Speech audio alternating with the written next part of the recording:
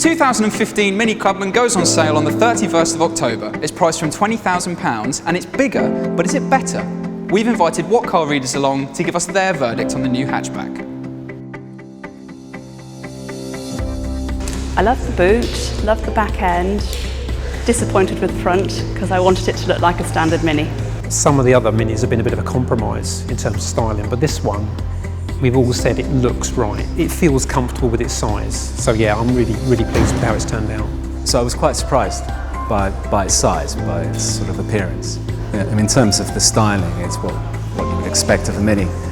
It's quite funky, it's quite unique, particularly for this size of vehicle. The character of the car, I think, is still evident from small little quirky features such as the headlights, the grille, and I'm sure there's going to be hundreds of options in terms of graphics that you can personalise it.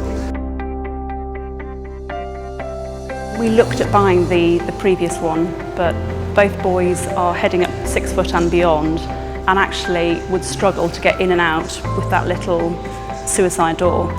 I think it's safer having 5 doors, so I prefer that element, and I just needed more space. So it ticks all those boxes. So I've got one of the previous models and I like it a lot, but whenever I'm carrying passengers in the back they do moan a bit, but now the Clubman, you know, it fits right in that segment. Rear seats, the rear space, access to the back, it's much better than a BMW 1 Series. I think you've now got the opportunity to have the practicality of a sort of standard sort of family hatch with something that's a bit more interesting and a bit more fun. So, it's a winning combination really. I've sat in both the front and the back. There's certainly enough room in the back. The seats in front have got loads of adjustment. It's easy to get a nice, comfortable driving position. So I think pretty much anyone would be comfortable in there. Well, comfortable, stationary.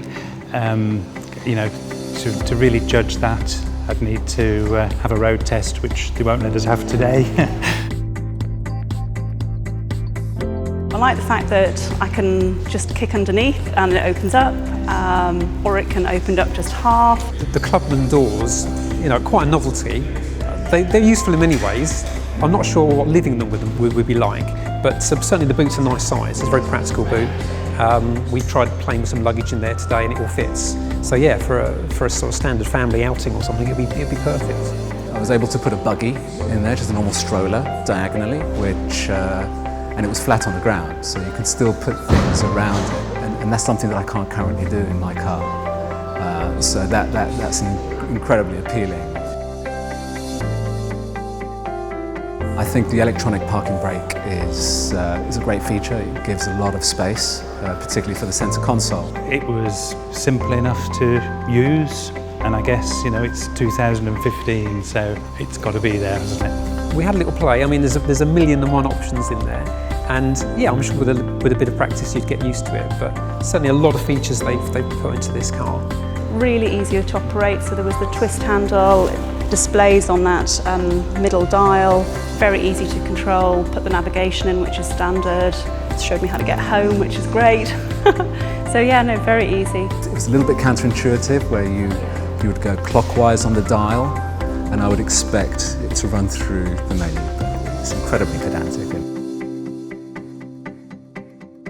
The white leather with the black roof lining just gave it quite a gloomy sort of feel. You could probably change that based on the options and the colour fabrics and sunroof. I think a sunroof would benefit it enormously.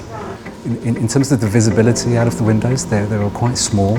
It's practically impossible to see out of the back with the headrests and also the middle bar because of the barn doors. It is noticeably bigger, particularly wider, but then on the other hand, if you have got 3 passengers in the back seat, you kind of need it like that.